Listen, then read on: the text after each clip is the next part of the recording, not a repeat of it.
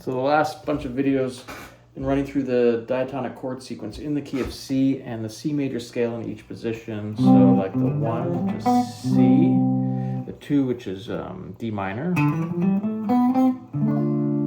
the 3, which is E minor, the 4, which is F, the 5, which is G, the 6, which is A minor, the 7th, which is B diminished,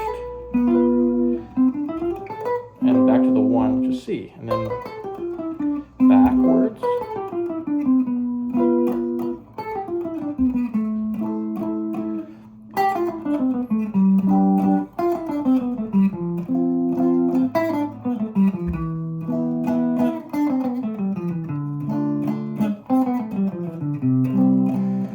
Okay, so you can't really practice that enough because it's really great to get fluid. I'm not totally there yet, but I practice it, you know, a bunch of times in the morning when I get to my guitar. I'm about to start work, and so the diatonic chord sequence sort of informs you on what works. You know, that's the great thing about music theory, is that it's just a theory, right? And explains why things sound cool, you know. But that doesn't mean that that's the only way you can create music. Obviously, you can go outside of the theory, or the theory explains things like alternate chords within the diatonic chord sequence. For instance, you have a 1, you have a 2, which is a D minor, you have a 3, which is an E minor. But there are songs where that 3rd chord is played as a major. And so the relationship changes, and it gives you a different emotion. Like, here's the 1.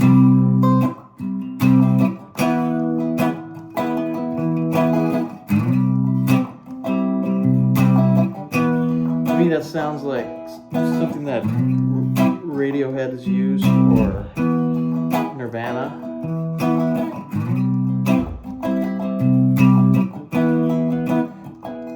Okay, and then the 4 is major. And the thing that Beatles used to use a lot was within the same song, taking the 4 from a major to a minor, back to the 1.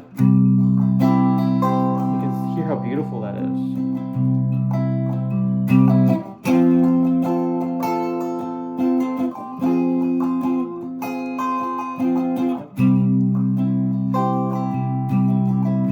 So there's lots of things you can do, but getting the basic under your fingertips is great for opening up improvisational material and, you know, tools to compose music.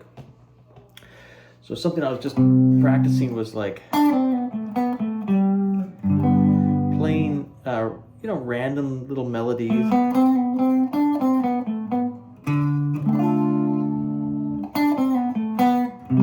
And then landing on the chord.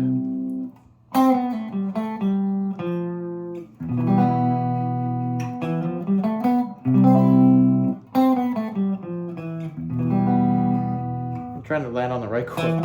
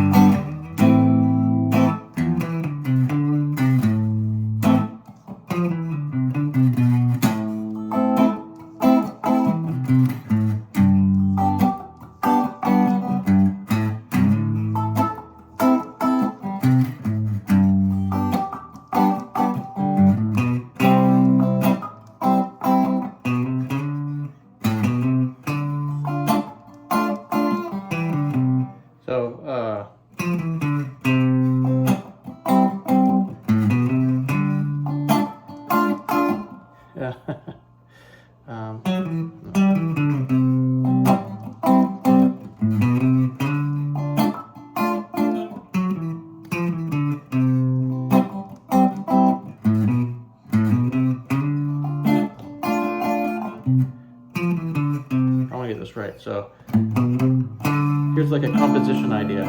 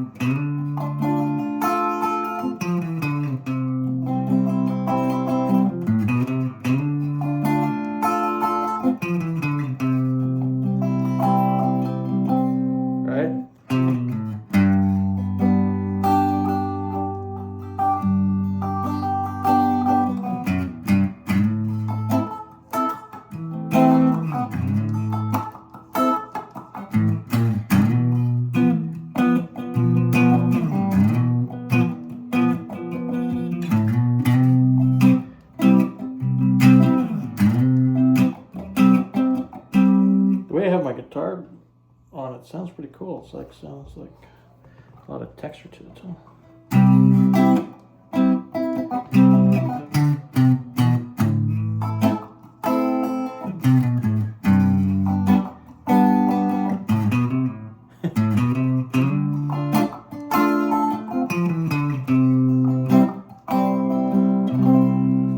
Okay, so you know, I'm not trying to play perfectly for the video. I'm showing you sort of how I practice, and if I stumble, then I want to work through that and figure it out, and that's how you learn, I think. I mean, I don't know.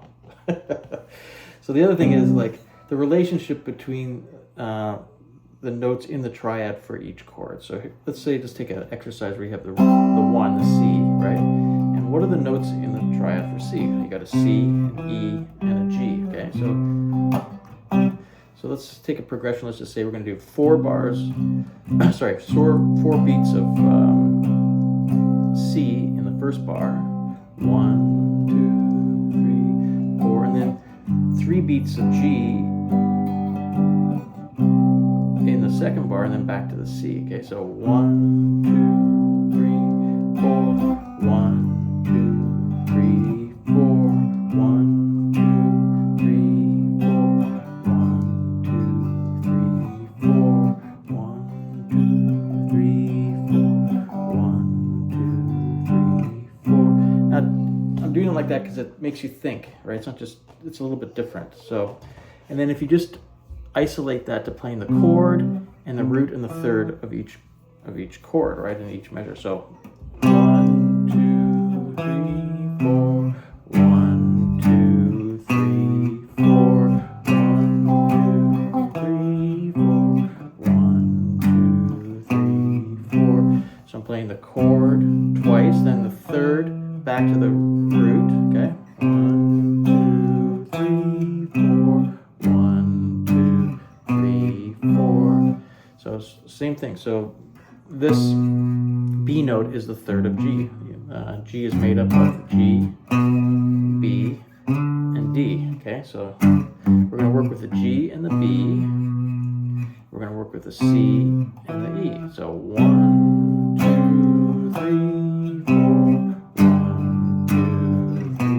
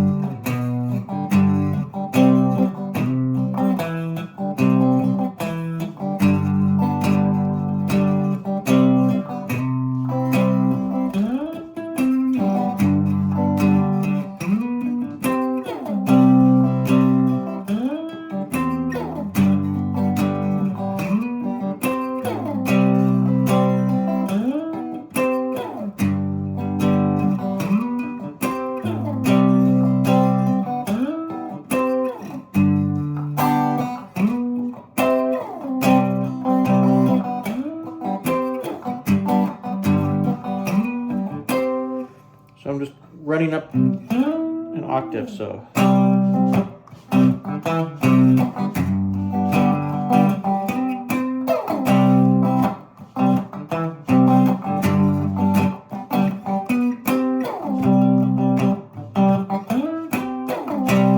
Sorry.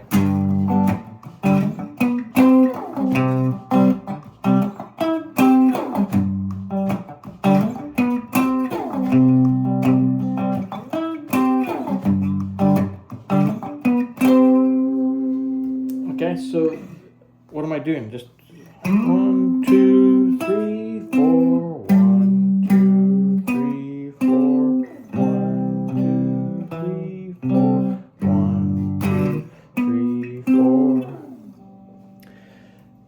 Just anything that gets you thinking, right? So if you can identify all the thirds for those 2 chords on the fretboard, that would be another great exercise.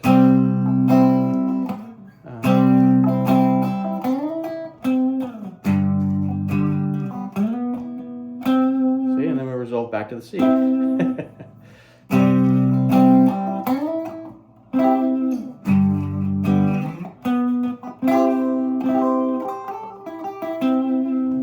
Okay, let me know what you think.